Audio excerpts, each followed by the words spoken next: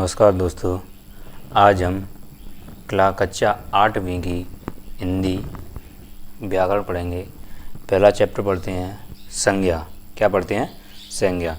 आप ध्यान रखना, इस चैनल पर आपको प्रत्येक विषय की क्लास मिलने वाली है। आप यहाँ पर पढ़ना और अच्छे नंबर अंक प्राप्त करना। ध्यान रखना, सबसे पहले हम एक यहाँ पर मैथ की क्लास भी चलती हैं और विज्ञान की भी चलती हैं और धीरे धीरे सभी क्लास स्टार्ट कर दी जाएंगी। आज हम हिंदी की पहली क्लास लेते हैं। हम पहले व्याकरण पढ़ते हैं, बाद में व्याकरण पढ़ने के बाद पाठों को भी पढ़ेंगे और क्वेश्चन आंसरों को भी हल करेंगे। सबसे पहले हम पढ़ते हैं हिंदी व्याकरण। हिंदी व्याकरण में पहला चैप्टर लेते हैं संज्ञा। कौन सा नाम? संज्ञा लेते हैं। ये आपका संज्ञा चैप्टर है, 4 नंबर का है। इसमें से क्वेश्चन आएंगे। संज्ञा किसे कहते हैं? किसी व्यक्ति, स्थान, वस्तु आदि तथा नाम के गुण धर्म स्वभाव का बोध कराने वाले शब्द को संज्ञा कहते हैं। जैसे राम है, मिठास, हाथी आदि। देखो यहाँ पर किसी व्यक्ति का नाम, स्थान का नाम, वस्तु, जाति, वस्तु आदि तथा नाम के गुण धर्म स्वभाव का बोध कराने वाले शब्द हैं को संज्ञा कहते हैं। जैसे राम है, राम एक नाम है, राम संज्ञा है। आम एक फल का नाम है, ये भी संज्ञा है। क्या है? संज्ञा। मिठास है, मिठास एक महसूस करने वाली मिठास, ऐसे भाववाचक संज्ञा है इसमें। हाथी है, हाथी एक संज्ञा है, ये जानवर का नाम है। अब देखते हैं संज्ञा के मुख्य रूप से 3 भेद होते हैं। कितने भेद होते हैं? 3 भेद। नंबर 1 है व्यक्तिवाचक संज्ञा, दूसरा है जातिवाचक संज्ञा और तीसरा है भाववाचक संज्ञा। ध्यान रखना, यहाँ मुख्य रूप से संज्ञा 3 प्रकार की होती हैं: व्यक्तिवाचक संज्ञा, जातिवाचक संज्ञा और भाववाचक संज्ञा।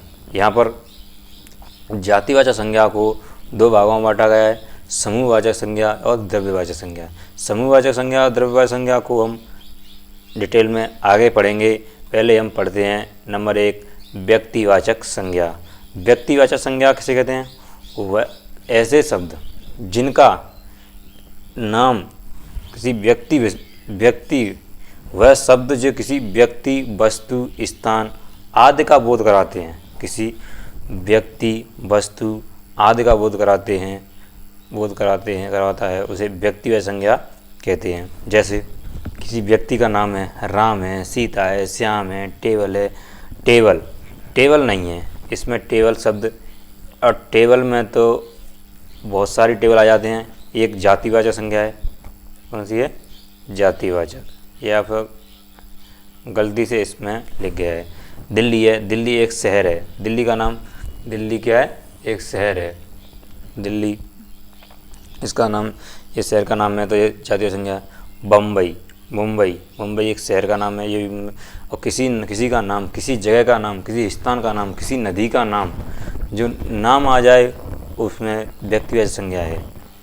चलो अब हम पढ़ते हैं आगे की ओर। ध्यान रखना, जैसे है राम है, श्याम है, कुमार है, मयंक, श्याम, किसी व्यक्ति का नाम और शहर का नाम, नदी का नाम, पहाड़ों के नाम, जो नाम आते हैं फिक्स हो जाते हैं, वह एक व्यक्तिवाचक संज्ञा। अगर जहाँ टेबल लिख रही है, यहाँ पर बोल देते बबूल की टेबल या सागवान की टेबल, सागवान की लकड़ी की टेबल या बबूल की टेबल, तो यहाँ पर होती व्यक्तिवाचक संज्ञा। यहाँ टेबल आ गई, टेबल में बहुत सारी आ जाती हैं। और देखो, आप स्क्रीनशॉट लेना चाहते हैं तो स्क्रीनशॉट ले सकते हैं। देखो, और आगे ऊपर की ओर सरका देते हैं, देख लो। अब हम चलते हैं अगले पेज की, अगली संज्ञा की ओर। अब दूसरा पढ़ते हैं हम, कौन सा? जातिवाचक संज्ञा। कौन सा है? जातिवाचक संज्ञा। देखो, जातिवाचक संज्ञा है जो शब्द किसी जाति का बोध कराते हैं, वे शब्द जातिवाचक संज्ञा कहते हैं। जैसे लड़का है, लड़की, नदी, पर्वत आदि। जैसे, और सुनो, जो शब्द किसी जाति का बोध कराते हैं, कैसे? किसी जाति का बोध कराते हैं, जैसे वे जातीय संज्ञा, जैसे मोटरसाइकिल। मोटरसाइकिल में सभी कंपनियों की मोटरसाइकिल आ जाती हैं, जैसे Honda, SP, Honda shine, Platina, bullet. सही है। अगर उसका नाम रख देता है कि बुलेट मोटरसाइकिल, तो वो व्यक्तिवाचक संज्ञा हो जाती है। और जातिवाचक संज्ञा में एक मोटरसाइकिल कह दी तो फिक्स नहीं है कि कौन सी गाड़ी मोटरसाइकिल है। जैसे लड़का में सभी लड़के शामिल हो जाते हैं, लड़की में सभी लड़की शामिल हो जाते हैं। नदी, अगर नदी का नाम देता है पार्वती नदी, गंगा नदी, तो वहाँ व्यक्तिवाचक संज्ञा होती। अगर यहाँ पर नदी खाली नदी दे रखी है तो नदी का मतलब सभी नदी आ गई, जाति हो गई। पर्वत भी एक जाति संज्ञा। और अगर कोई नाम दे देता किसी पर्वत है, गुरु शिखर है, सही है, तो उसमें हम जातिवाचक संज्ञा होती है। जातिवाचक संज्ञा के भी दो भेद होते हैं। जातिवाचक संज्ञा के कितने भेद होते हैं? दो। नंबर 1 है समूहवाचक संज्ञा। कौन सा है? समूहवाचक। और दूसरा है द्रव्यवाचक संज्ञा। जिन संज्ञा शब्दों से किसी एक व्यक्ति का बोध ना होकर पूरे समूह या समाज का बोध हो, समूहवाचक संज्ञा होती हैं। जैसे सेनाएं, पुलिस, पुस्तकालय, दल, समिति, आयोग।